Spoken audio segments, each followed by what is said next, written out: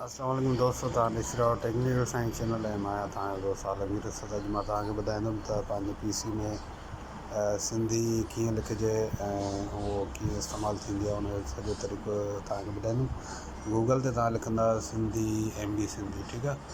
First जेका तव्हां वटि लिंक ईंदी उनखे खोलणो आहे। उन खां पोइ हीअ हिते डाउनलोड जेको आहे डाउनलोड करिणो आहे, ठीकु आहे। मूं वटि ऑलरेडी न डाउनलोड पई आहे। मां तव्हांखे ॿुधाईंदुमि त उनखां पोइ छा करिणो आहे। डाउनलोड जिते ई लोकेशन जिते ई सेव तव्हां कयो आहे डाउनलोड थी आहे, उते वञी करे तव्हां उन फोल्डर खे खोलियो। सही आहे, त फोल्डर खे खोले तव्हां हीअ ज़िप फाइल हूंदो जंहिंखे तव्हां एक्सट्रैक्ट करे सघो था, ठीकु आहे, या ईअं डायरेक्ट खोले बि सघो था।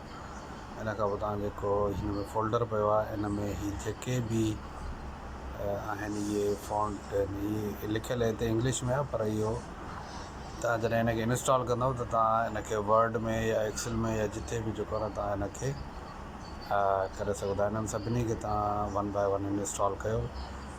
इहे हिकु अलॻि अलॻि जेके आहिनि सिंधी स्टाइल, माना मुख़्तलिफ़ राइटिंग जो स्टाइल जेके उहे आहिनि, जेके तव्हां नालो बि नोट करे सघो था। जेका तव्हांखे जेकॾहिं तव्हां ॻोल्हण में तव्हांखे हिकु मुश्किल थिए, तव्हां ॾिसी सघो था MB सिंधी, जीअं AS भिटाई हिकु राइटिंग जो स्टाइल आहे, तव्हां इहो बि ॾिसी सघो था, ठीकु आहे। हीअ सभु तव्हांखे 1 बाय 1 जेको आहे न इंस्टॉल करणा आहिनि। सही आहे। अचो मां तव्हांखे हाणे कुझु हिन मां लिखी थो ॾेखारियां त उहे कीअं आहिनि। इहे 1 बाय 1 तव्हांखे सभु जेके आहिनि AS लतीफ़ी, AS माजिद बोल्ड, इहे सभु तव्हांखे जेको आहे न एक्सेल में शो थींदा, जिते किथे तव्हांखे उहो शो थींदा, ठीकु आहे। हाणे असां वर्ड खोलियूं था। वर्ड खोलण खां पोइ तव्हांखे मां ॾिसां थो। अच्छा, वर्ड में खोलण खां अॻु में जेके हीअ स्टाइल आहे, हीअ सेंटर खां सिंधी असांजो जेको आहे राइट हैंड आहे जेको आहे स्टार्ट थींदो। तव्हां जिते इंग्लिश लिखियलु आहे, अहिड़ा कोने मां तव्हां उनखे फ़ारसी करे छॾींदो, ठीकु आहे।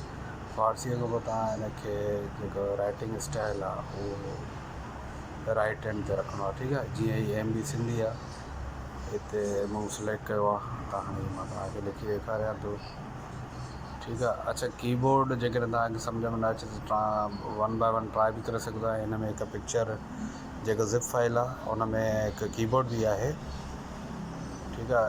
उहो कीबोर्ड पिक्चर तव्हां पंहिंजो प्रिंट करे रखी सघो था, या उनखे मोबाइल में रखी छॾियो त जीअं तव्हांखे किथे का सम्झ में नथो अचे त अलिफ बे या कोई बि जेको आहे न हरफ़ जेको तव्हांखे नथो मिले, उहो तव्हां जेको आहे उन कीबोर्ड ते जेको आहे न ॾिसी सघो था। हीअ कीबोर्ड आहे, इहो तव्हां डाउनलोड करे प्रिंट करे रखी सघो था। जीअं तव्हांखे ख़बर पए त शिफ्ट दॿाइण सां, कंट्रोल दॿाइण सां कहिड़ियूं कहिड़ियूं शयूं अची सघनि थियूं, ठीकु आहे। 52 जेके बि असांजा अल्फ़ाबेट आहिनि सिंधीअ जा, उहे तव्हां आसानीअ सां उतां ॾिसी सघो था। हीअ मुख़्तलिफ़ मां हीअ चेंज कंदो वेंदुमि जेके मूं फॉन्ट इंस्टॉल कया आहिनि, ठीकु आहे। हीअ मुख़्तलिफ़ जेके आहिनि राइटिंग आहिनि, बिल्कुलु सिंपल आहे ऐं तव्हांजी प्रैक्टिस बि थी वेंदी। हीअ तव्हांजे साम्हूं मुख़्तलिफ़ क़िस्मनि जा स्टाइल आहिनि जेके तव्हां लिखी करे पंहिंजी शाइरी या कंहिं बि यूट्यूब ते या किथे बि तव्हांखे ज़रूरत पए, हिकु सुहिणे अंदाज़ सां जेको आहे उनखे तव्हां लिखी सघो था। काफ़ी ज़बरदस्त आहे जेका माजिद बरगड़ी साहब जी आहे, वॾी महिरबानी जो इहा शइ कई आहे। ऐं हीअ वीडियो बि मां उनखे डेडिकेट कयां थो, ठीकु आहे। ऐं इहा शइ जेकॾहिं तव्हांखे नई लॻे त मुंहिंजे चैनल खे सब्सक्राइब ज़रूरु कजो। महिरबानी, अल्लाह हाफ़िज़।